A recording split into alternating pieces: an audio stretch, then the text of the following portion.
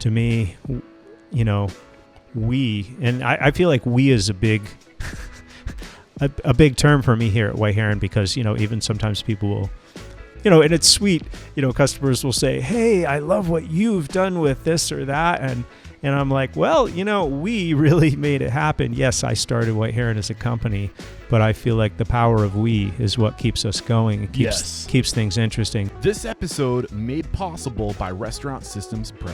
With excitement, allow me to introduce to you today's guest, owner, White Heron Tea and Coffee, Jonathan Blakeslee. My man, Jonathan, are you feeling unstoppable today? How did you know? Dude, you must be unstoppable. About to celebrate 20 years in the business. You just mentioned that to me. Congratulations. Thank you. That is awesome. And this is your second time on the show. Something I'm doing here at Restaurant Unstoppable is I realize that sometimes the best way to make an impact is to focus your attention on not necessarily trying to drive new relationships and new stories, but going deeper into the relationships you already have. So what we're doing that's kind of new here is as I travel across the country, starting with where I started doing the in-person interviews, I'm going back to our greatest hits. You are on that list of greatest hits, and I can't wait to just kind of pick up where we left off. Back at episode 417, back in 2017. It's been almost 7 years since we last had you on the show. I can't wait to kind of pick up where we left off, but let's get that motivational, inspirational ball rolling with a success quote or mantra. What do you got for us? Well, let's see if this is the same one I had last time. Give the very best that you have, and the best will come back to you. And that's the same quote, right? It was a quote that you mentioned at least three times. Probably. And I love that quote, and that really resonated with me. Because of what I'm going through now with my evolution of Restaurant Unstoppable. But what you mentioned the first time, the specific quote was, I have to be passionate about something that I do if I'm going to sell it, is what so I have to be passionate about something I'm going to do if I'm going to sell it, is what you said last time. Wow. It doesn't even sound like me. I don't even know. But I mean, that quote that you shared, give it your best and the best will, say it again. I think it's give the very best that you have, and the best will come back to you. I love that. And I love this idea of you have to be passionate about something to give it your best. And that's kind of what I've been feeling lately too, with, giving my best to Restaurant Unstoppable. And one of the reasons why I want to reconnect with past guests, because I want to build relationships. I'm passionate about that, and really choosing the people that I want to work with in relation to sponsors and companies that I'm promoting. It's hard for me to promote something that I don't believe in full-heartedly. So really trying to be intentional going forward. So hearing those quotes right now in my life just kind of reinforced this new direction I'm going with Restaurant Unstoppable. So I wanted to say thank you for that. Hey, I've got one more I'll share with you. It. It's do you know who Derek Sivers is? That sounds familiar, but no, I'm not. Derek Sivers, he founded not a restaurant, but CD Baby. Okay. When people had CDs, but he's got a book called Hell Yeah or No. Oh, if it's not a hell yeah, exactly. Which honestly, it's I read parts of, and but I come back to that frequently. I'm like, is this a hell yeah? If not, I guess maybe it is a no. So if it's not a hell yeah, is it's an F no or something like that? Or I think I've heard. In his case, it's just hell yeah or no. Okay. But and he's got lots of other juicy things to think about. But in general, yeah, if it's worth doing, it's worth doing well. Yeah, 100%. Sure. Awesome way to get this thing started. So in 2017, when you were episode 417, so if you guys want to hit pause on this and go back to catch yourselves up with where we were when we last spoke to Jonathan, you were the owner, partner in White Heron. Yeah. Anything else going on? You had the wholesale. You were, in retail. In 2017, just trying to think here. I mean, I started the company by myself in 2005 and just bootstrapped the heck out of stuff for quite some time. Right. I partnered with Jay Jay McSherry in 2013, still my business partner, which is great. And, but yeah, 4 years, it seems so long ago, 2017. Right. But at the time, I think I was just kind of, we were on year 4 with brick and mortar. We were an organic certified tea and coffee roaster. And otherwise we've always had an online presence, retail website, and wholesale business. And roasting coffee. We kind of do a lot. We do more than most small businesses in one building.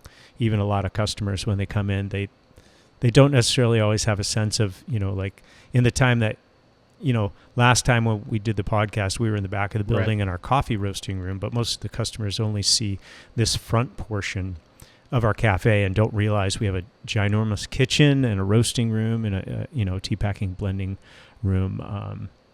But in 2017, I mean, that's pretty much what was going on. So where are you today? Without getting into like a ton of detail, just kind of list your I guess portfolio, right? You have White Heron, the original location. You've opened a second location since. Anything else that we should be aware of that's like new in your world of like what you're doing relative to business? Yeah, it's mostly been in 2020 during the pandemic, a great time to open a new cafe, right? In Eliot, Maine, my wife and I opened White Heron, Maine, or technically White Heron Tea and Coffee Maine LLC. But yeah, and since that time, I feel like we haven't necessarily added any new modules to White Heron Tea and Coffee Portsmouth. One thing we took away, I think that started and then disappeared since 2017 is the space behind you, which is now Worship Tattoo.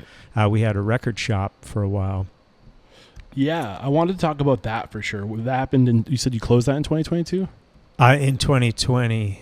Okay, and when was that open? Probably right off the heels of, I think, me doing my interview with you.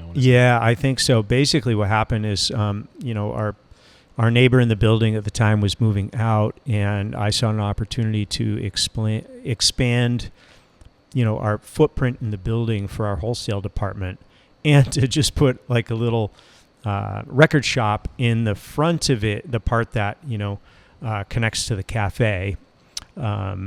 Because I'm a huge music person and vinyl person, and then the record shop was a fun project for a bit, but who saw the pandemic coming, and when it rolled in, and to me it was kind of like musical chairs. It's like boom, the music stops, and like wherever you're at is where you're at, and you have to make do with that scenario. I will say, actually, having the record shop during the pandemic, even though we were not selling records, it was actually handy because it allowed us to be creative with space. Because what we did, one thing here that we don't have in our Portsmouth cafe that we actually do have in our Eliot cafe, because it's small, and even though we don't have a drive-through, we do have, windows that go to the outside. And so we were able to creatively, even for periods of time where we were going to be open as a business, but maybe not be open to have customers come in, they could still place orders and come pick them at the window in Eliot. But here in Portsmouth, we don't have that anywhere. So at the time, really, the pandemic took the wind out of all of us in some way. But what I will say that I'm really thankful for is all of my years of doing farmers markets, where you just, sometimes you go to set up in the market and it's a downpour or different things like that. And so you have to be able to think on your feet. Right. And so, that's what we did. And thankfully, it's funny, Pia, our general manager, she used to do farmers markets for the company she used to work for, and she did some with me. So we had a few folks that were, instead of just thinking like, oh, what do we do? We set up our old farmers market tents outside, and we basically, temporarily closed the interior, so we could basically, customers could place orders, and we could kind of spread out in a creative way, try to distance as we were required to do. And then customers for order pickup could actually pick up outside. And then we eventually kept moving it around until we could, So those old habits forming you well to this day, or back into 2020 at least. Yeah, and it's as terrible as that whole experience was of the pandemic, I felt like it also gave us some opportunities to, because I mean, first and foremost, and this is, what's affected so many businesses, some of which are not around now, where some, are still sticking in there. But I felt like when all of that happened, you have to ask yourself, like, okay, can I keep this thing afloat? Can I keep these jobs going? Can I keep this business going? And,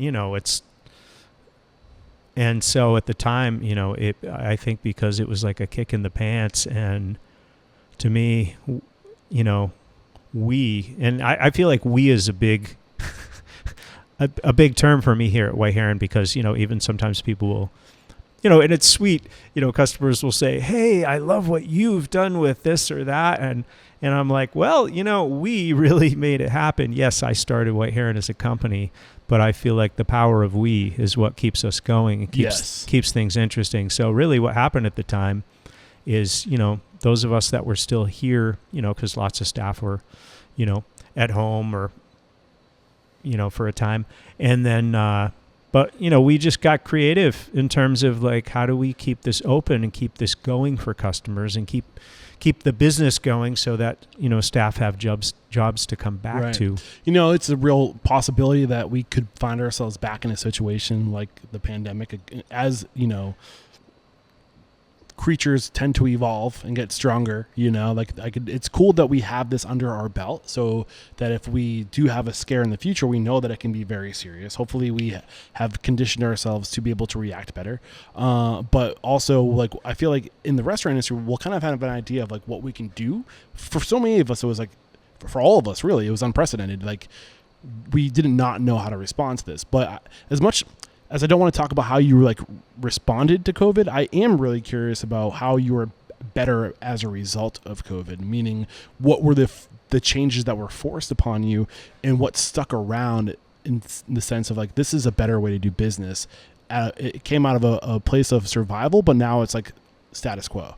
So anything like that? Like, yeah, probably a bunch of things actually. Like but well, again, getting back to the we, it's like, I mean, there's always been that aspect of the way that we approach what we do at White Heron. But I feel like that really cemented, like even within, like White Heron Tea and Coffee here in Portsmouth, my business partner is Jay McSherry from Jay Group. And so past guest in the show, awesome guy. Yeah. And so, so that also has given us the benefit of being part of another we. It's kind of like sometimes I might get a question from one of Jay's business partners, or, hey, like, it just gave us a little bit of that small town experience of, where you can borrow some sugar from your neighbors, or, you can ask questions and get some help and ideas. But I think more than anything, it really just cemented how important it is. And, we all need each other. And, so I feel like, there's always been a lot of teamwork here at White Heron, but I think, I'm very conscious of, gratitude is a big word, for me, that came up really coming out of the pandemic. But since, I feel like it's an ongoing thing. Other actual tweaks in what we've done with our business since then, like lots of people at the time, we had to get creative with our hours, because some days, like, you just don't have that many people to work. And, like before the pandemic in 2017, when you were last here, we were open 7 a.m. till 6 p.m. And, it was a pretty long stretch of a day, which actually forced a lot of creative scheduling. Right. And now we're open 7:30 to 3 p.m.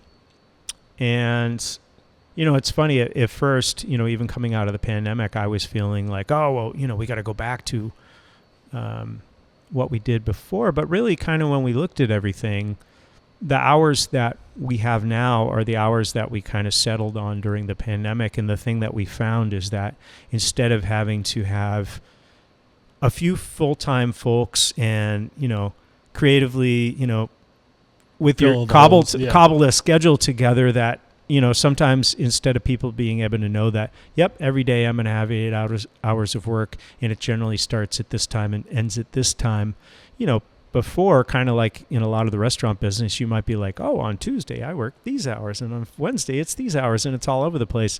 But what happened, which actually also goes back to the we, is that by being able to have more set hours where the same folks could be working with each other most days the entire day, and it feels like it really kind of has pushed us to even have a stronger sense of a team, right, where everyone is there for each other, right. And I think they're hours that are really like desirable for people, so I think you also can probably attract onto yourself more loyal long-term employees. Like, this is a great schedule, why would I want to give this up? I think that's one of the silver linings of the pandemic. I mean, the pandemic was horrible. It was really tough for a lot of people. But at the same time, I think that there are some good things that came out of it, hindsight being 2020. One of those things was we kind of slowed down as an industry, necessarily. Like, we had to slow down. And to your point, I think when things started to open back up, like, a lot of people checked the brakes a little bit, and they're like, wait a second, do we want to go back to the way it was? Like, why do you think we got to that place that where we were open such long hours in the first place? Was that just like out of fear if we weren't? Like, why did you do it, for example? Boy, it's really hard to figure out. It's I'm also I grew up at a time where, I mean, you like, even in your lifetime, you probably remember when a lot of businesses were closed on Sundays, right, or things like that. But we're moving. Everything is moving faster in the world, and I feel like as a lot of businesses are trying to stay alive, which also means competing with other businesses that are,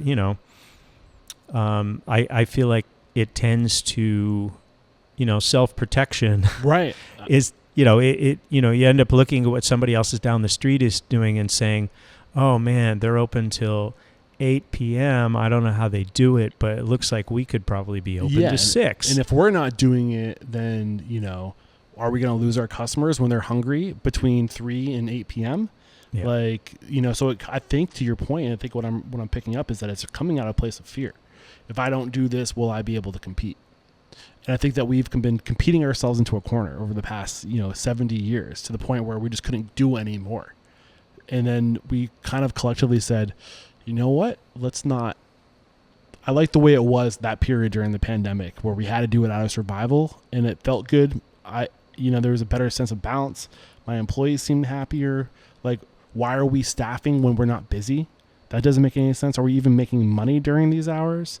So, like, I think it forced us to really kind of check ourselves, and I don't think it's a bad thing. No, I agree with that, and even businesses that have, in this day and age, it feels like, why would anybody be closed any days of the week, right? Yeah, as a restaurant. But I feel like when I see people that are, I mean, I understand, because people were really stretched. And it's funny, I mean, this is a different time and an era, but I remember when I worked at a restaurant in Portland, Oregon, and I was waiting tables, and, a customer was saying, oh, is Corey Schreiber, he was the chef owner of Wildwood there, and they were saying, oh, is Corey in tonight? And like, oh, we want everything to be great. And I said,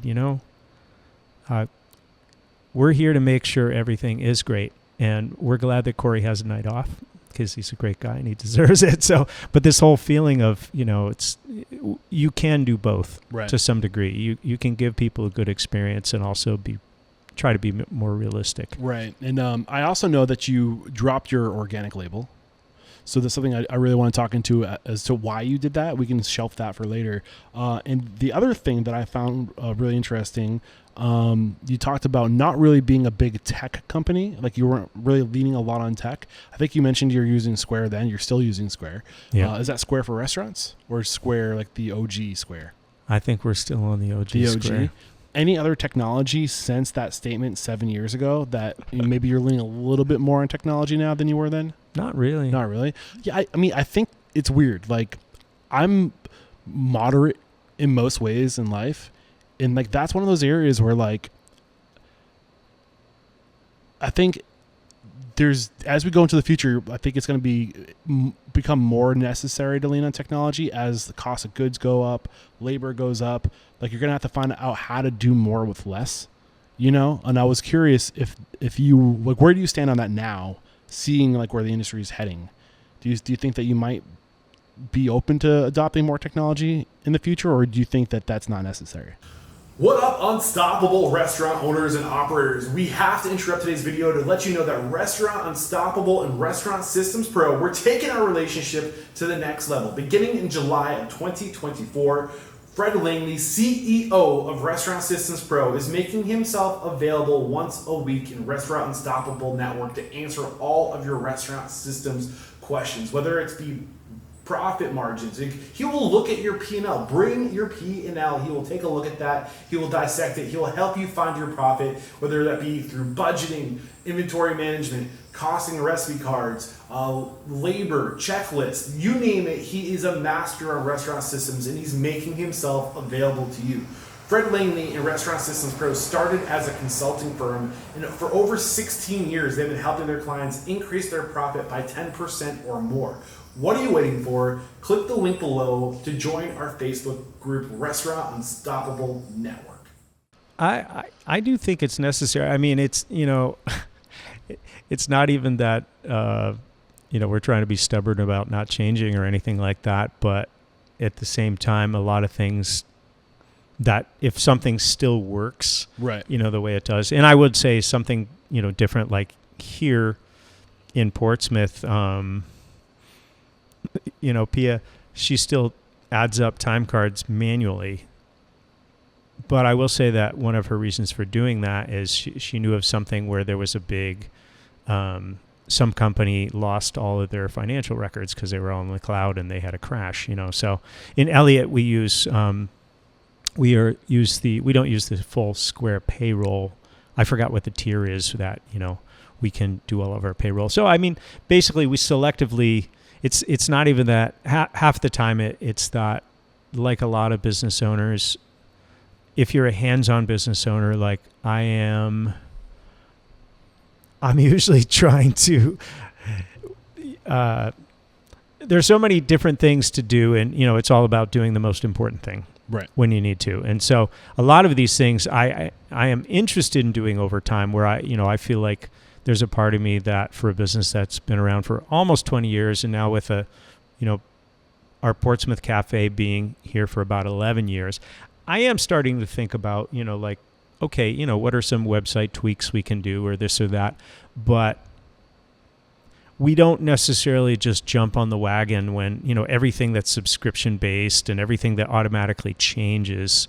I guess, one aspect of it too is it's like, I think it's really important to me, to our staff and to our customers that, I feel like we're a human scale business, and I feel like those are slipping through the cracks. Like it's a human scale business. Well, maybe it's just my own term for it, that I feel like it's getting more difficult to have a person, basically. Let me see. What's the way I'm trying to put this? Well, I mean, so what I'm feeling listening to you talk, and maybe as I'm reflecting and sharing back on what you shared, it might pop into your head, but we are moving in a direction where we're becoming less dependent on people and more dependent on, just generally today we're more dependent on the government and marketplace than ever before, whereas we used to be very dependent on community, religion, and family. Like that was what we depended on, and that is very human. And we were much, theoretically, supposedly, I don't know if it's actually true, but we were much happier not that long ago. And as we become more dependent on marketplace and government and technology, and we have this pressure to, like your point that you mentioned earlier, to speed up, there's a firewall eventually. And Moore's law might state that technological advancement is exponential, but humans are not exponentially evolving, Yes. So it's like, to your point, what was the opening or the quote that you shared today? Give your very best and the best will come back to you. I agree with that statement. And I think a lot of people are giving their very best to these technological platforms and these digital platforms, but are we giving our attention to the right place? Whereas we're giving the attention to these digital assets that represent ourselves digitally so that people far and wide can see and hear us, right? but should we be giving our attention to those who are right in front of us, to those who are closest to us? Should we be seeing people who can see us back in that moment? It's, I think it's, yeah, you hit it on the head for me in a number of ways, because I think like a customer a lot, when I go out in the world, and it may not even be at cafes like mine, but I feel like we're coming into a time where at more and more places, whether, you're out shopping for groceries or whatever, it's kind of like everything almost feels like it's just going through this. It's like people are just reading the screen and saying, "Hi, how are you?" Or, it's kind of like the world is getting pretty impersonal. And granted, like I think there are lots of things. Sometimes I'm trying to remember. I went to Target or something recently, and they didn't have very many cashier lines open, and they had the and people The automated line. They aren't always good at self cashiering, but there are aspects of that I can see. I can see how that potentially could improve efficiency or this or that. But I guess when it comes to the small businesses that I tend to frequent, and also us being a small business, it's just nice to go in and have a human experience. You go in and you just don't feel like you're just another number, or you're just dollars walking in and out of the door. Right. And I think as restaurant owners, or just like, as a consumer in general, but as restaurant owners specifically, we're being faced with a lot of fears right now. When people make purchases and decisions for their business or in life, it's usually an emotional based decision, right? And marketers are really good at poking at those emotions to make you fear or be emotional. If I don't do this, I might not exist in like 5 years or 6 years, because my competitors will do it and my costs will be too high, and I need to find a way to cut costs. And you have everybody saying like, this is the secret. I have the secret. Like, you need this new efficiency here. You need that new efficiency there. That we kind of just start doing things out of like purchasing the technology out of fear, like, or convenience, right? So we can do more with less. But I think the question we need to ask is, what are we losing? Are we choosing to do business with a larger company for lower costs and losing the relationship with the bookkeeper who's down the street?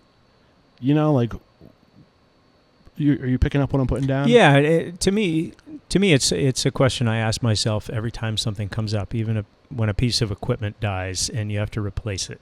What are you replacing it with and why, et cetera? And, not exactly the same thing we're talking about, but there's some grinder that we had that we replaced, and it's some newer thing, and it cost a lot more money than I had planned to spend on it. Right.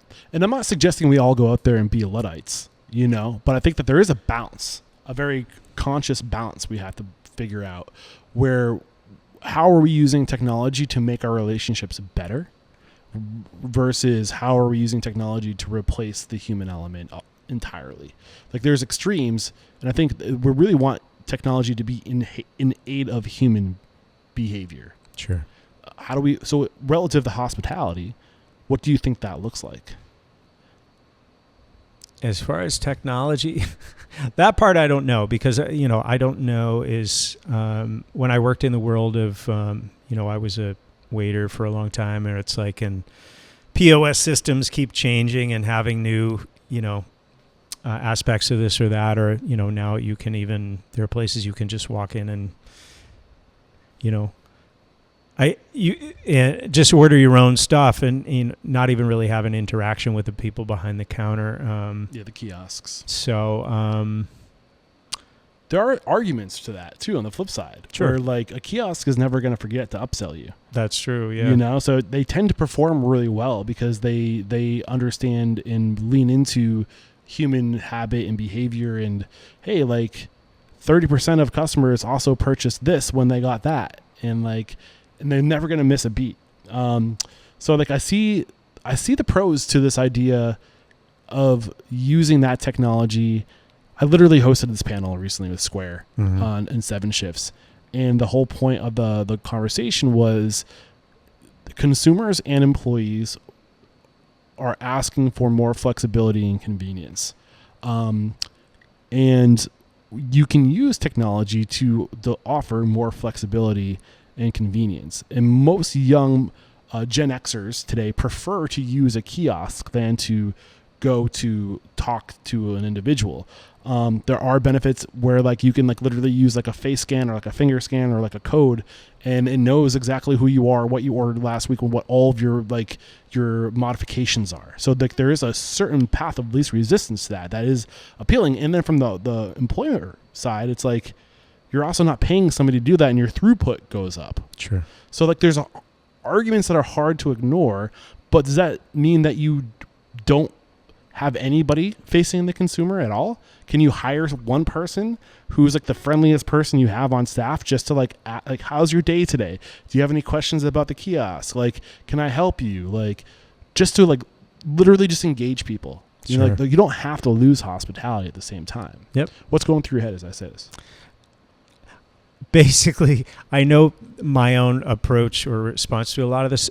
There are a lot of things I'm open-minded about. I don't usually jump on the bandwagon as soon as something comes out. In fact, actually, getting back to Derek Sivers, that's actually one of the things he talked about. He said, it's good to be a slow thinker sometimes. Yeah. You know, it's like, let something come out. And, you know, there are certain things that I remember in this, they weren't necessarily technology based, or people were like, oh, you have to do this. This is all going to happen. It's going to be a huge thing.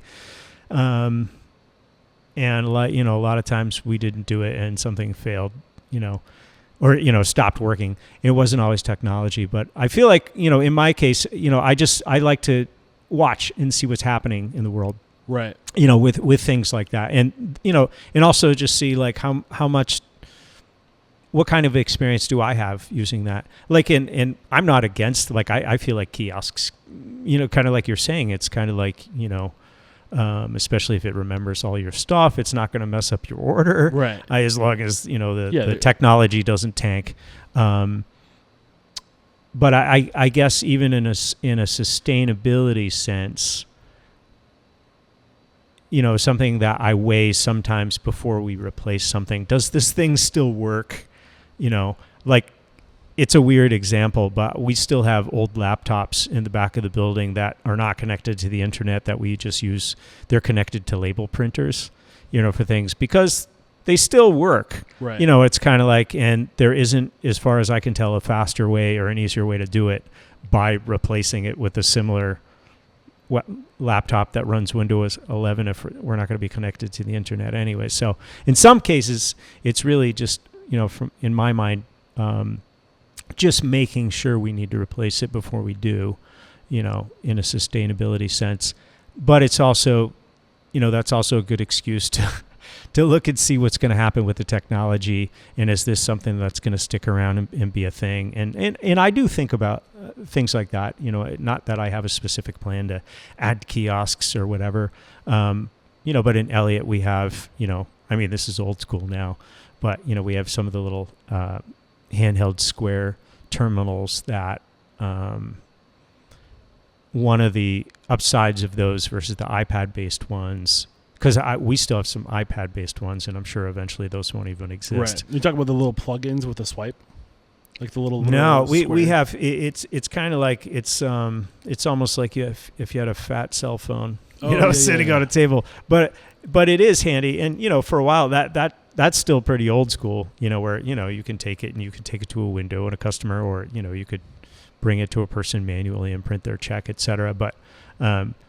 But that's actually saved our butt a few times where maybe we had an issue. Maybe Square has an update and Apple has an update, and there's some disconnect between the app and the iPad. Well, I mean, yeah, on the flip side, that's one of the benefits to being more analog is when the universe decides to stop working, like when you're so invested in all this technology.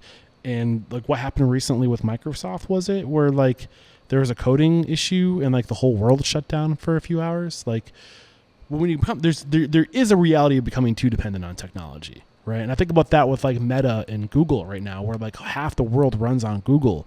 Everyone is like, this is great, it's free. Is it? Yeah. Like, what are you actually paying? What do you use? Like, what are you giving up for that free service? A lot of privacy, right? Yep. So I don't know, like there is a level of truth to, and I think again it's a matter of balance, finding the middle ground. But when we first spoke, one of the things that you talked about was how important it is to be fiscally responsible, and that was something that was really important to you. And like you hired the consultants, you did the research, you went to SCORE, and you made sure that your business was very fiscally responsible. And I do love to see when I get people on the show like yourself who are in business for 4 years, I come back 7 years later, and this place is still packed every day whenever I come back. So in terms, like, are you comfortable talking about numbers? Is that something that, in terms of like, we'll find out. Yeah. Well, like have your numbers increase, decrease with time? Like, are you still showing the same like top line revenue that you did at your peak? I think in general, we're in a pretty good place. You know, the biggest thing coming out of the pandemic was, well, just coming out of the pandemic. And then, you know, in the last few years where, and I know here, you know, we've increased a lot of wages for staff. And then, of course, the cost of, you know, honestly, I will say that for a little while, it was really kind of hard to tell, you know, because it almost felt like every day the cost of something's changing, and like, oh, you know, what do we charge?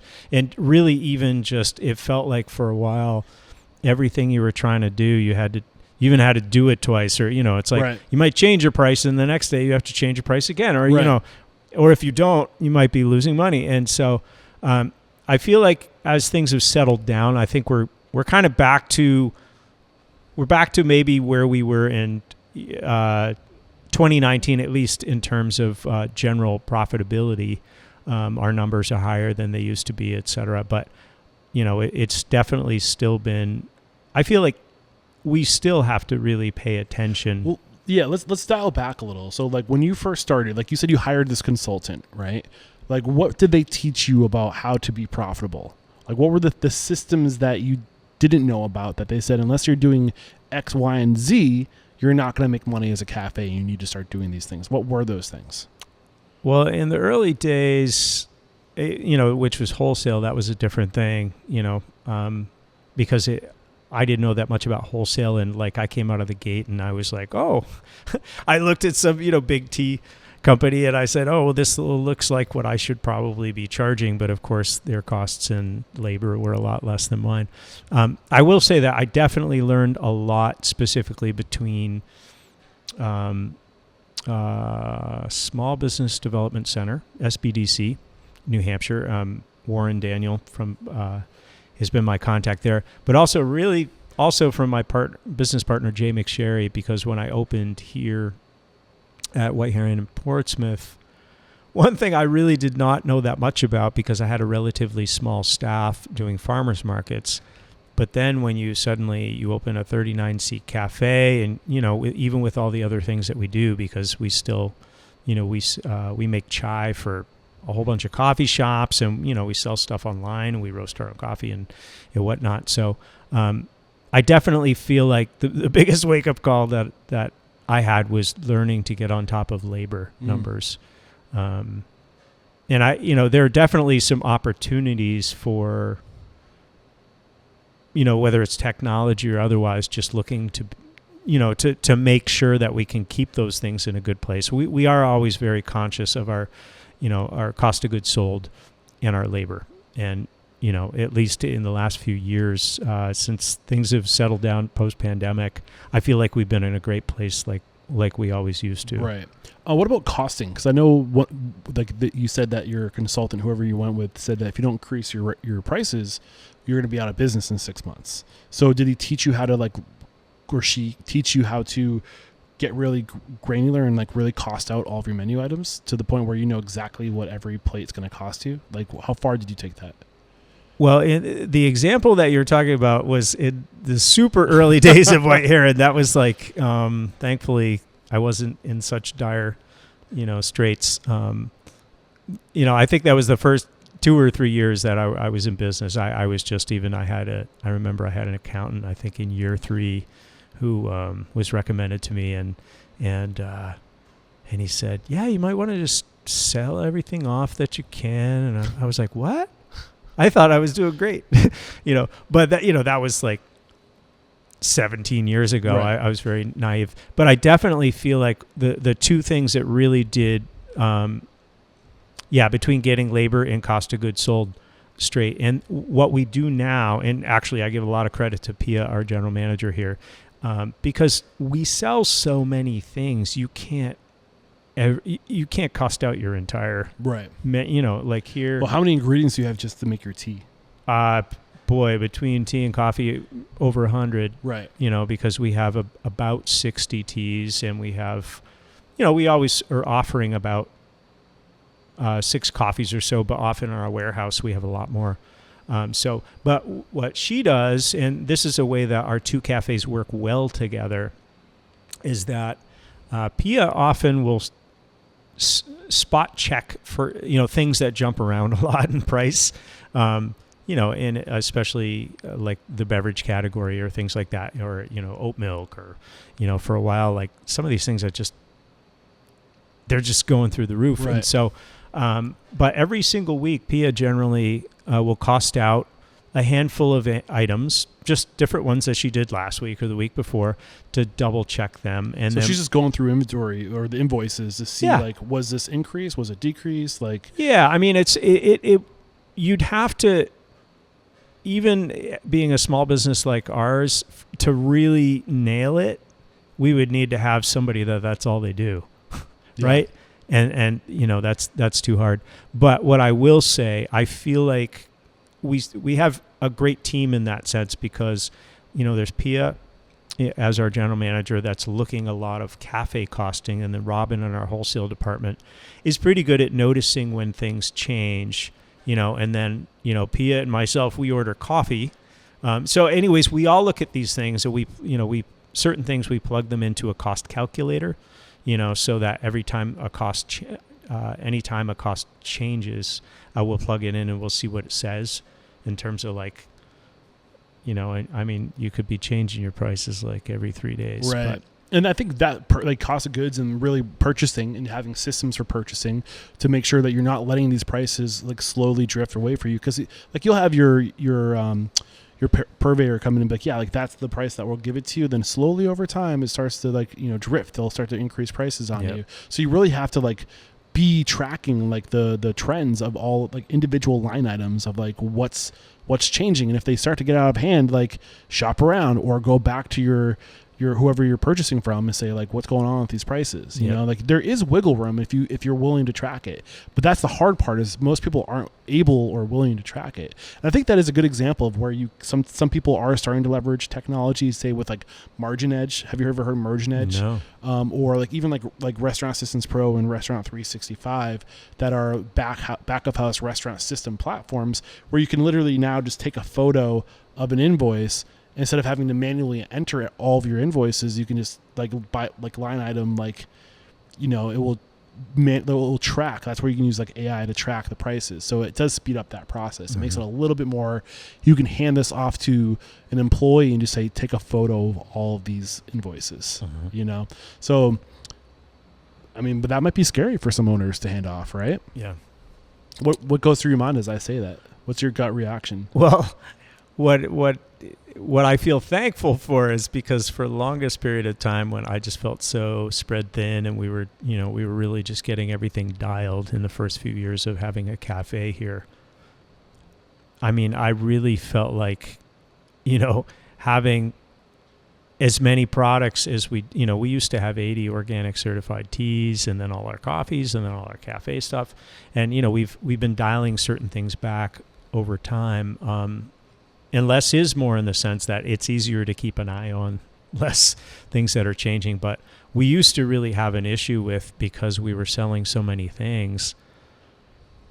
Honestly, sometimes it would take 6 months to a year to realize we had a major problem. And, basically, the cost of, and because even spices, like cardamom or, certain types of tea that, maybe used to cost $300 a case, that maybe now costs $450, right? So now I think we're very good about, I think in particular what the pandemic kicked our ass in the sense that because we had to look at every little thing and make sure it was working, we have better systems in place to do that as we go forward. Right. So really focusing on purchasing and tracking the prices has helped with your cost of goods. When you find those discrepancies, or if there's just a general increase in, say, dairy, right, where no matter where you get it from, it's going to be more, how quick are you to change your prices? We kind of look at them and we look to see what the trend is going to be. And, because the other thing that's hard is, granted, from a pure business standpoint, you'd be like, oh, this went up, price goes up. But, it's like customers at a certain point start having pushback if, it's like, not to say that you shouldn't, over time, we're all going to be increasing our prices always. However, I feel like when things are jumping around so much, it was also important to look at, did something stabilize to the point that allows us to kind of keep something somewhere for a little while so we don't, because customers in general, feel like they're getting gouged in so many 100%. Ways. And I feel that. And I think I can understand why a restaurant owner would be fearful of pissing off their customer. Obviously, that's their livelihood. You want to do anything but pissing off the customer, right? So, I mean, who does that responsibility fall on then? Is it your job to take on the burden for the customer of increased costs? No, but at the same time, I guess what it is we like to be mindful of what we're doing and why. Right. And even an example that came up, and sometimes everything's totally fine. Like I'm the person, because I guess I'm an empathetic person in general. So sometimes I'll think of like, there was one day I was ringing somebody up at the register, and I was like, oh my God, how did it, and why is this so much?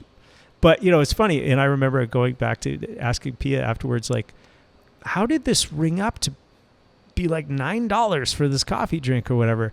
But we went back and we looked at, but she literally showed me based on the costs and based on, they added this and this and this and this and this. And, and it's like, and sometimes that's what just happens. But, I still like that process because it's not assuming that anybody on our staff made a mistake. Sometimes I could make a mistake. Right. We earlier this week, we were looking at coffee pricing because, we roast coffee and we sell it in wholesale, and we also sell it by the bag retail. But we have a relatively small roasting machine compared to, a lot of companies.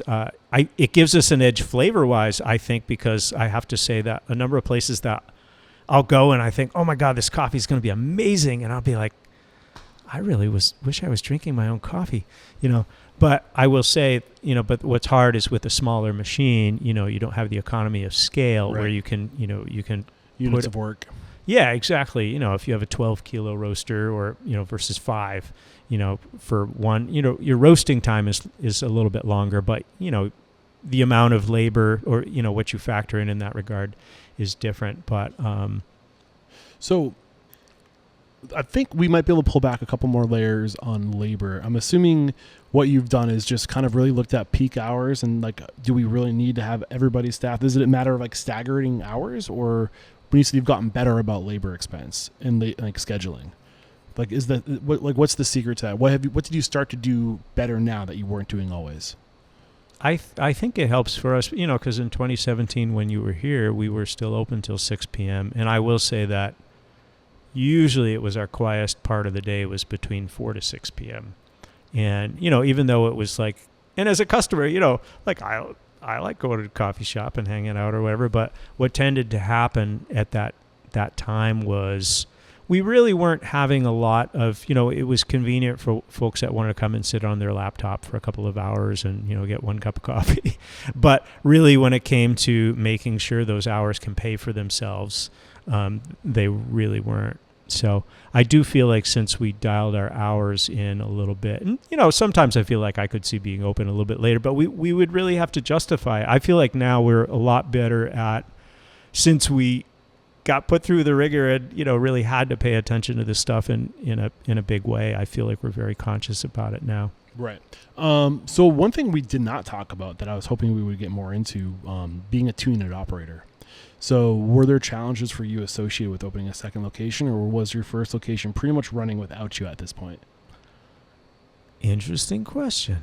So, well, I initially did not have a plan to open a second cafe. I mean, I will say in the early days when I partnered with Jay, I was thinking, hey, maybe we do a bunch of this or that. But I just started realizing, I think, it's nothing against places that do. I think I started realizing for myself, I'm a hands-on person, and, not to say that they couldn't do all this stuff without me, but I guess what my role has become over time, sometimes there's a problem with the coffee roaster, and there isn't always a coffee roaster technician in the area that can come fix something. So, I've learned over time to have to jump on a lot of these things.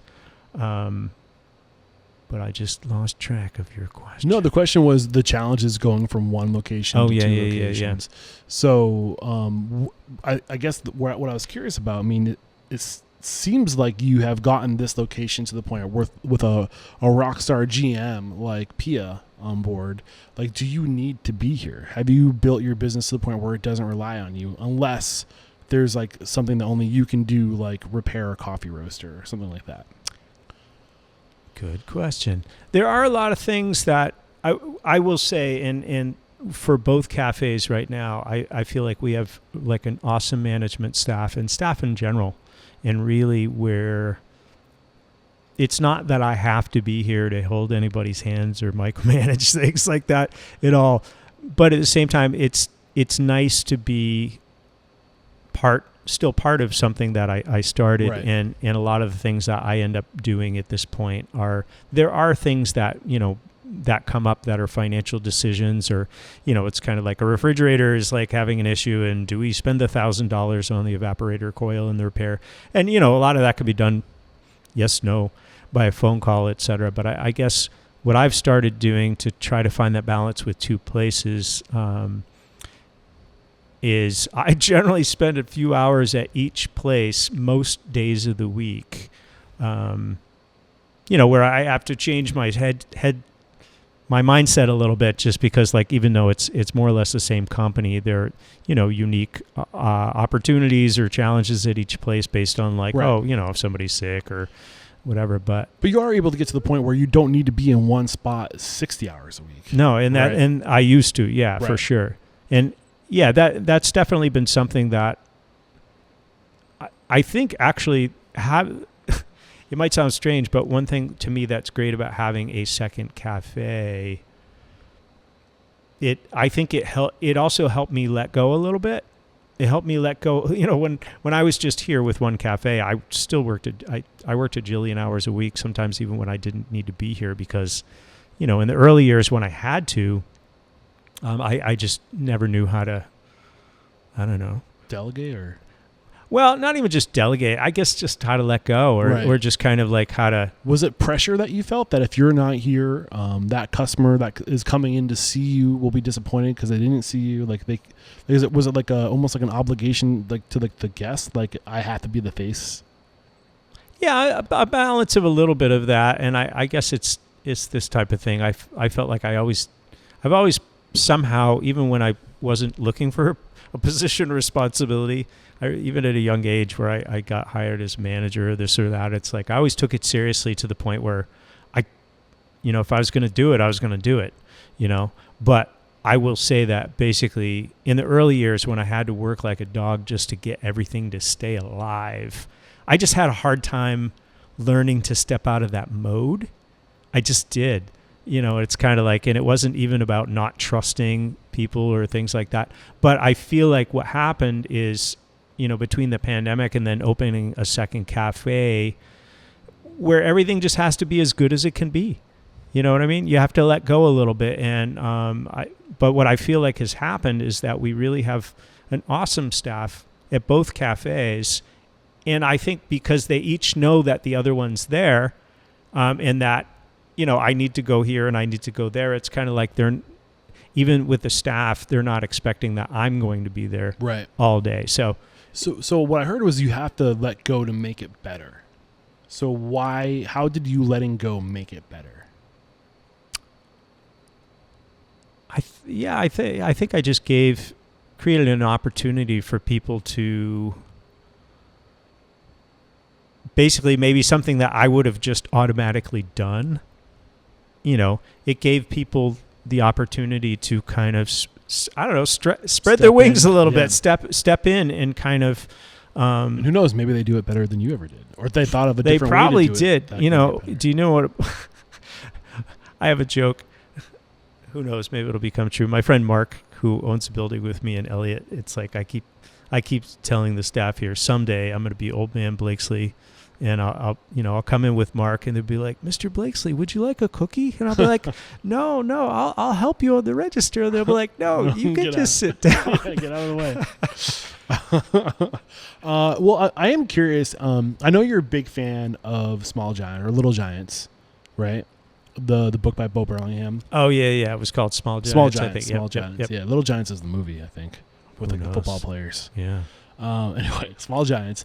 And in that book, a lot of what he's arguing is that sometimes, like, when people think of growth, they think of like tangible growth of like more locations, bigger buildings, and sometimes growth can be intangible, where we're getting better at doing what we've always done, and we're going deeper into our community. We're seeping further into our community, making a deeper, like our roots are growing deeper, right? We're getting a stronger foothold in this community with like our relationships are growing.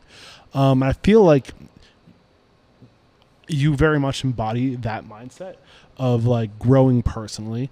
And where I'm going with this thought is, I think there's like this balance. You can choose to go in the direction of the human factor, like culture, people, or you can go into the systems and processes element, like, leaning more into procedure and operations manuals and checklists. And both of those things, like developing people, replacing yourself with people, growing people, and to being dependent on those people, is one way to be successful. And then creating system, process, procedure, protocol around literally everything, and then handing people a giant checklist and say, make sure it gets done this way every day. That's another way to do it. On that spectrum, where do you think you fall? If one direction, culture, chaos, but it makes a big impact. The other direction, system, processes, procedures, less culturally driven, but less dependent on people, right? Put the person in the system. Sure. I think we're right in the middle, because we do actually have a lot of systems. We have a lot of systems, and we also have a lot of overlap. This is actually one thing that is, I think, pretty much the same as when you were here last time, is that we have a number of people that, I don't know, they're kind of hybrid jobs. And I guess, like, I'm an example of that too. And Pia, our general manager, and a number of other staff that, like we have a woman, Jamie, who works in our kitchen, but she also has a front of house background. So she guest stars out in the cafe a few days a week. And I think one of the bonuses of that is that people that have a foot in more than one department, sometimes, you know what I mean? There's an opportunity for communication, and basically it eliminates a lot of the us and them, kind of like, oh, well, the kitchen, they did this, or the front of house. You know who does that really well is Oak House in Newmarket. Mm-hmm. Have you ever heard of them? Yeah, sure. They force rotation between, like, it's like a hybrid model where, like, if you're employed there, you do shifts front of house and back of house. Yep, sure. So it's great because they get to, it's good for their income, right? So they get that front of house income, and then they take a few shifts back of house, but also it's understanding the other side. Yeah. So when one side's in the weeds, you tend to be a little more sympathetic, not empathetic, sympathetic, because you've been there. Yeah. You know what it's like. So it kind of helps keep the love going, Sure. Did I cut you short? No, I don't think so. But I think what you said with being right in the middle is where you want to be. I think some people are so anti-establishment that they tend to, like, stay so far away from systems, like checklists, protocol, all that stuff. It's the devil, it's evil. But there's some truth to, you know, culture isn't just what you say and how you feel. It's also what you do every day. Disciplines, standards, expectations. You need a little bit of that system mindset to just keep the ship going straight. What up, unstoppable restaurant owners and operators? We have to interrupt today's video to let you know that Restaurant Unstoppable and Restaurant Systems Pro, we're taking our relationship to the next level. Beginning in July of 2024, Fred Langley, CEO of Restaurant Systems Pro, is making himself available once a week in Restaurant Unstoppable Network to answer all of your restaurant systems questions, whether it's be profit margins. He will look at your P&L. Bring your P&L. He will take a look at that. He will dissect it. He will help you find your profit, whether that be through budgeting, inventory management, costing recipe cards, labor, checklists, you name it. He is a master on restaurant systems, and he's making himself available to you. Fred Langley and Restaurant Systems Pro started as a consulting firm, and for over 16 years, they've been helping their clients increase their profit by 10% or more. What are you waiting for? Click the link below to join our Facebook group, Restaurant Unstoppable Network. Well, and I can say for sure, in the early days, I flew by the seat of my pants. I didn't have a lot of systems. I was really good at making things work, maybe financially, not always, but I could get stuff done and usually do a pretty good job in this and that, but a lot of it just relied on me. You know what I mean? It's like, and that's where definitely being somewhere in the middle where you can have good systems.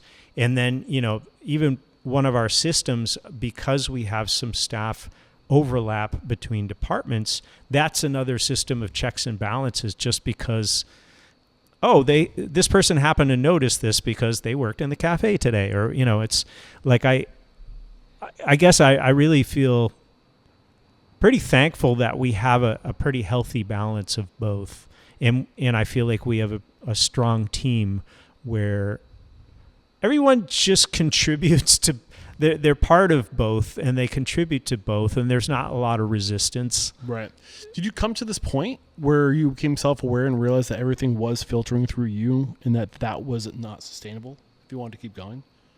I think in particular in the first year or so that, of having a brick and mortar cafe where, because before that it was just, at that point it was me and like 20 something people running around. Right. And before that it was just me and 2 or 3 people. And it was always so small and easy to, I don't know, I didn't have to think too much about it, but I definitely did once we opened a cafe. Did you have challenges opening the second cafe?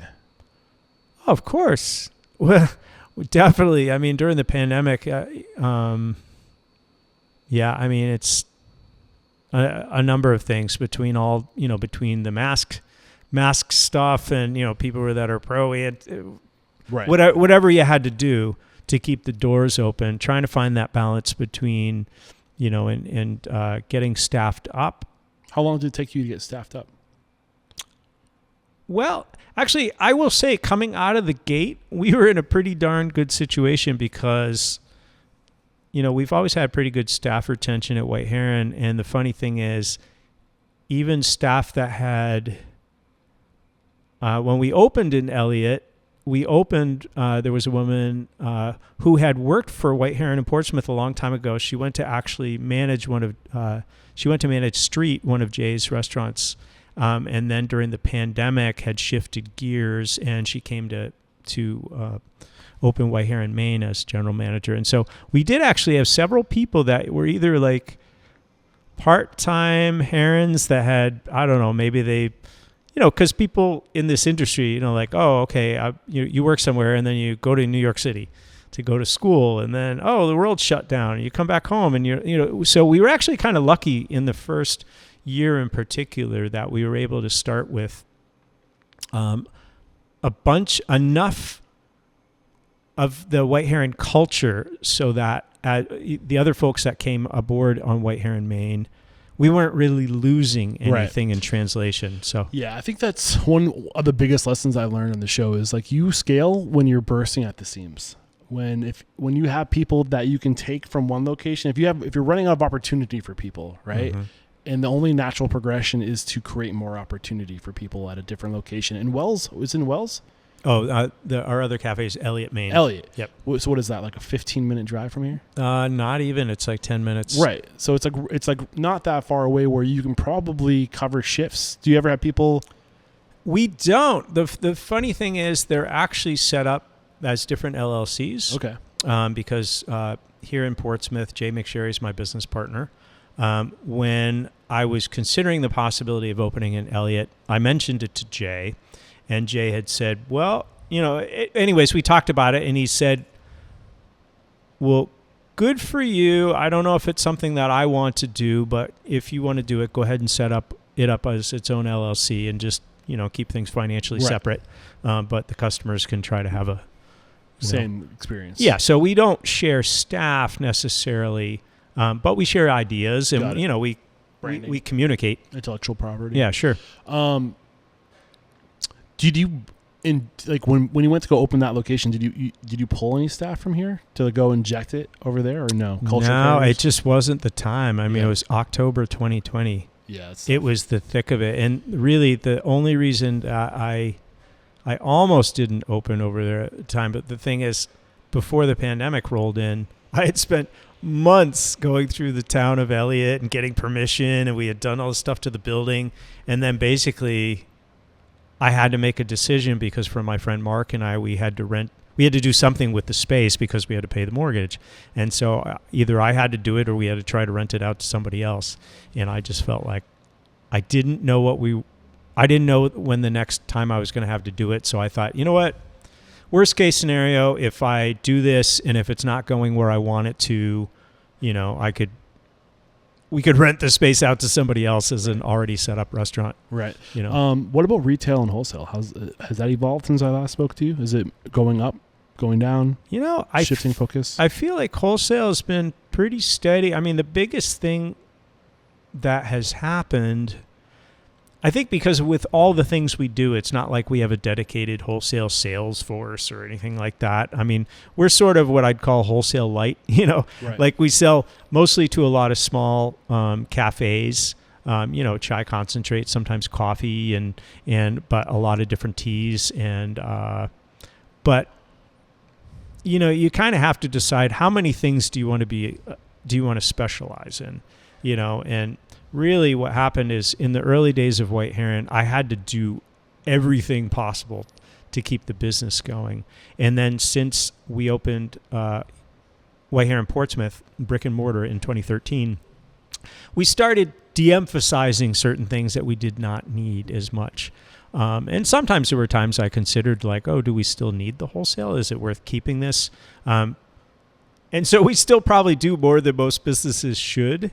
However, most things work well enough that, okay, sure, if we can do it, like even one example of how wholesale helps us in the big picture, because of the amount of product that we can buy, it gives us a better margin for our cafe, for example, right? If we were just like, some of our suppliers some suppliers I see that might specifically sell to a coffee shop or a tea shop that we don't necessarily buy from, I could tell that their prices are geared for the small owner-operator tea or coffee shop that, the price point is such that, okay, if you're going to just make a cup of tea with it, there's enough of a margin that allows, them to do something with that. But I think for us, that's been one of the opportunities of doing wholesale, even in a small way, is because we sell a fair amount, at least for us, of tea and coffee. Like even right now, we're still we're a small company compared to somebody that has a bunch of places, but at any given time, I'm trying to think, we just we might buy 6,000 to 8,000 pounds of coffee at a time or something like that. If I'm even figuring that correctly. But really the amount of stuff that we buy, like cinnamon in the course of a year, it's like, I'm sure we purchase well over 1,000 pounds of cinnamon or, Right. so, but because of that, we can get a better price. Got it. And it gives us more flexibility with our pricing in the cafe, et cetera. So I guess the point that you were trying to make relative to your wholesale clients is that you can meet them at a price point where they can still make a profit on carrying your products. Yeah. And keep that small boutique feel where you're like, I guess, like, how would you compete with a giant like tea conglomerate though? Like that. Yeah. Well, and it's funny. There's a book I have that I started reading. I just didn't finish it. I think it's called You Can Compete. Okay. And it was specifically written and geared towards small cafes or a small retail entity, and just talking about ways that, because you may not always be able to compete on price or things like that, but generally speaking, I'll just use an example, a non-restaurant example of like in Portland, Maine. You'll have like a big music retailer, and they have a place like Buck Dancer's Choice that's been around for 30 years. They're a smaller entity. They have prices similar to the big guys, but you know what? If you want to go to a place where people really know what they're selling, and you can get a real the culture associated exactly with the brand. You cannot get that in a big the box. values associated with the brand. Exactly. And even if you pay a little bit more money, which sometimes you're not, you're getting a real customer service experience. You're Right. getting the help that you need before, sometimes with musical instruments where you might be spending $500 to $1,000 or more at a pop, and sure, it's a lot less money to be spending at a coffee shop, but Well, I feel like that is what brings us. It's a great segue, because I think one of the things early on that you focused on is that you wanted to be organic, right? You wanted to be high value operation, and that's one of the ways you can compete, by putting your values front and center and saying, yes, it's more expensive, but like, we put a lot of time and energy into sourcing our ingredients, and not just the quality of the ingredients, but the maybe the mission of the company that we're supporting, right? And your dollars trickle all the way down to the farmer that has like this mission driven whatever. And we also believe in just like making sure that the leaves that we're putting in our tea won't make you sick, like that sort of thing. well, and it is tricky, and like you brought up earlier, and you were asking about, because White Heron was actually the first organic certified tea company in New Hampshire, right. in 2006. Last year, 2023, and it's something that we had been weighing for a little bit, was just, is it worth continuing to keep our organic certification? And the thing is, I know exactly why I decided to be organic certified in the first place, is because, I definitely felt kind of like you were saying, if you're selling tea leaves or coffee or what, and it's not shooting anybody down that's not organic by any means, but just knowing that you have clean ingredients, a good, clean, a good product to Right. sell to customers. But basically, what I started feeling in the last maybe 5 years, but a few years back in the state of New Hampshire, there was a shift between the New Hampshire Department of Agriculture. I think it was actually post-pandemic response. They had to start trimming back certain departments. And so one day we only got, I think, like 2 months notice that we had been organic certified by them for, I think at that point, 16, 17 years. We got 2 months notice, and everybody else did.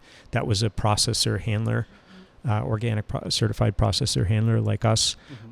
We got like a 2 month notice that they were discontinuing the program. They couldn't support it. And so if you were going to maintain your certification, you had to go out and find another certifying agency. And in our case, it was at the end of the year. We had barely any time to find somebody. And so I started looking around, and we did go through the process, and we became MOFGA certified for a few years. But the biggest thing, and it's actually nothing against MOFGA, but what happened is, whether it was MOFGA or Bay State or some other, the cost had gone up so much since, in the early days when I was getting organic certified. maybe it costs us $600 a year in paperwork, but a fair amount of labor throughout the year just to maintain organic certification. Can you give me an example of the labor? Well, yes, definitely. There's when you're organic certified, and I understand a lot of the reason for it. When you're organic certified, everything that you're selling has to be, you have to keep track of so many records that it just adds labor, and that's added cost to the customer. So what we ended up doing is we ended up deciding that the organic part was still important to us. So all White Heron teas and coffees are still actually organic ingredients. You just lost your certification because you're not willing to do the extra work, that extra layer of work on top of it. Well, we basically consciously, I wrote a letter and just said at this point we're choosing to not renew. Okay. Because for similar reasons why, in the early days of White Heron, we were also a fair trade licensed tea partner, I think was the term. But the issue at the time was that the rules kept changing all the time. The rules, the costs, everything. And it felt like, do I want to have to charge the customer more and more and more and more just to put a little logo on the front of my package? Right. And so that's why we is the customer even conscious of that little logo? Well, with organic more so maybe than fair trade, and we still believe in and try to support fair trade, and we do still support organic because we're still purchasing, like, if your favorite tea or your favorite coffee or whatever was our organic whatever that you got 3 years ago, as long as we can still get it, we have it. It's the same exact thing as you had before. We just decided, and also as far as the federal USDA NOP National Organic Program rules and regs go, you can actually list if an ingredient is organic on the ingredients section of the tag. You can't mention it anywhere on the front of the package. So you can't have it in the marketing, but you have it in the ingredients. Yeah. So basically our packages now say sustainably I think sourced. you also have enough of a customer base now that sure, you have regulars and they know. Yep. You're not. It's not so much a part of the branding marketing campaign as it was in the beginning, where you have earned the trust of your customers, which I think is a part of that. But I think what I'm taking away is that you're already going through the process to purchase organically sourced materials. The only thing that's different to get the organically certified mark is that you do the additional steps thereafter to track the inventory, and a lot of those we actually still do. But what is the additional labor expense to you, like ballpark annually, that you're spending beyond the $600 a year to like actually? What is it ballpark? Well, it's not even so first of all, it went from the early days of $600 to then being at least $3,000. Wow. And then, honestly, it's got to be well over $10,000. So you're looking at like $13,000 a year to be or able more. to have a little sticker or like a stamp on your branding. Yes, and when we chose to decertify, we're still maintaining all the practices that make sense. Even for FDA, whatever. And also even so we know exactly what happened, because like the larger that you are, and it's like if you're like, as far as I knew, we had 600 pounds of Bali Blue Moon. What happened to it? Like we know where everything went. So all the good practices that we've had in place, at this point for like 20 years, we still have. It's just there kept being more and more and more and more rules and regs and requirements, and it did not make sense to keep adding more. Yeah, I'm looking at the time, and I want to respect your time, but I do have. I want to make sure I understand this. With these organizations that control the organic certification, are these private entities? Are these legal? Oh, they're legal for sure. Yeah, they're legal entities. Yeah. They're in the case of the state of New Hampshire, that was part of the New Hampshire Department of Agriculture, but like a MOFCA is a private party certifier or a Bayside or a QAI or things like that. A lot of them are private party certifiers that are registered with USDA National Organic Program to be able to go out and. Yeah, I mean, I understand the importance of regulating things like being able to say whether or not you are organic, because there are people who will green label and take advantage of that and just cut the corners for the sake of creating an illusion that their product is better, right? Yep. So I get the significance of that. Do you think it's an issue that to do the right thing, to support the farms that are trying to do the right thing, you're creating it more of a challenge to do the right thing? Boy, I do know that more and more farms are, and I'm not even anti all the, organic paperwork. Like, I think a lot of it is necessary, because there are people that'll just, if nobody tells me I can't, I'll just say everything's organic. It has to be policed. But I do feel like in our case, coming out of the pandemic and with crazy prices all over, I just felt like, is it worth us maintaining something that is continually adding to our cost and the amount of work it takes just to get through the day? And it just feels like I'd rather not have to charge the customer more and more and more money on top of whatever, based on things that have to change based on actual product cost. Right. So in that case, we chose to decertify. I mean, I think like it's weird, man. Like, I understand the necessity of regulation, but at the same time, it's like when it holds people back from being able to do the right thing because of the costs associated with it, like, does regulation become an issue? It's a good question. It's kind of like, yeah. Well, I mean, I think it's important to talk more about this sort of thing than it is to talk. I mean, there's a lot of crazy stuff going on in the world today and a lot of polarizing conversations. And they're important conversations, don't get me wrong.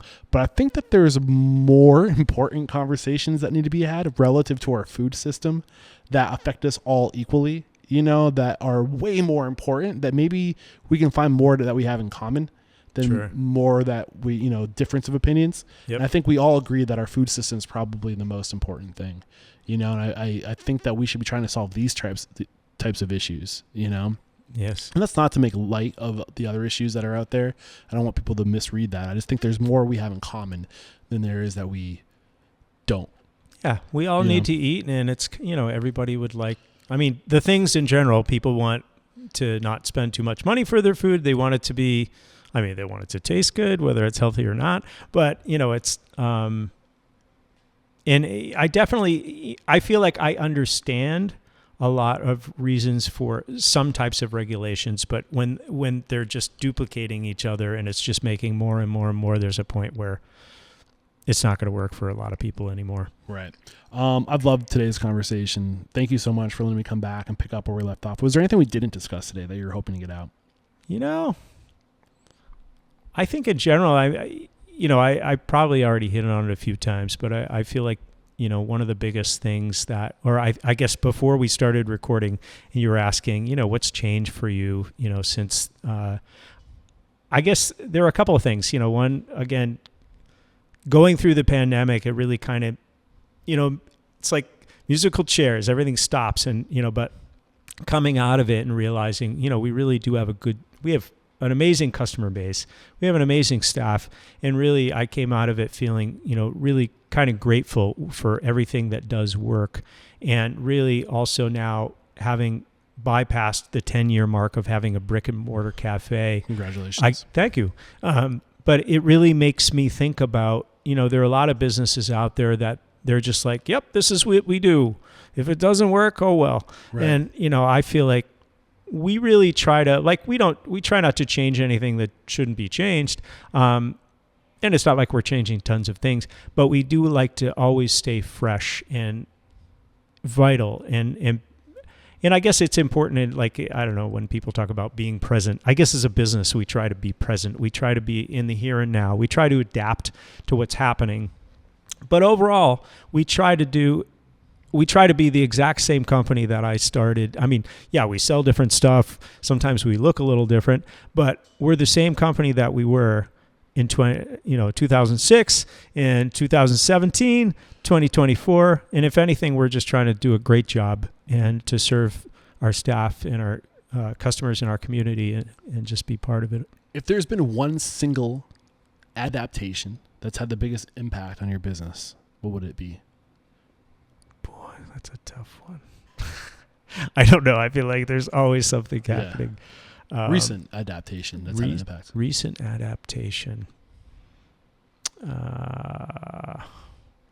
I might have to get back to you. Okay, sounds good. We can't let you go without having you call somebody out. This is really what I want to be my guiding North Star, my compass. I don't think I'm the person to decide who gets to be made an example of.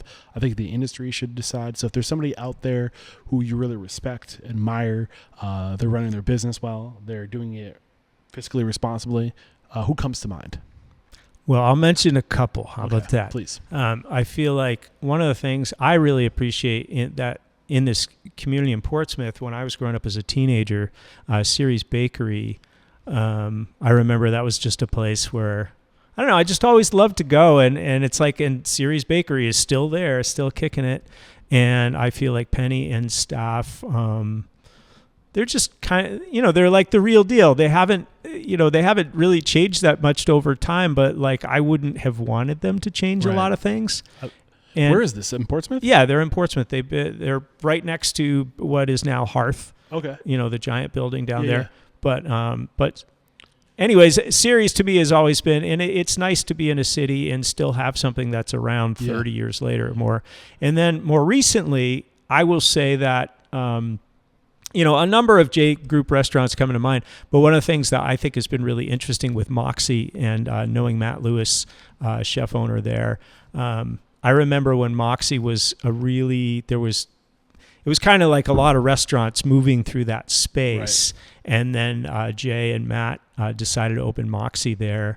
And I feel like it's been really interesting. I like their concept, but I really also I feel like Matt is a very inventive chef, but he's also very, very down to earth. He's just very humble guy too. Yeah, a very humble guy. And I feel like he and like a lot of, the chefs in the J Group they have a great relationship with staff. And anyways, I think it's great because I remember I felt like for decades I would be, walking by that spot or riding my bike by that spot. And I felt like, oh, this is a different place this year. And, it's nice. It feels like something unique has gone in there and has stood the test of time. He's been around for a while now too. I want to say going on almost 10 years. Yeah.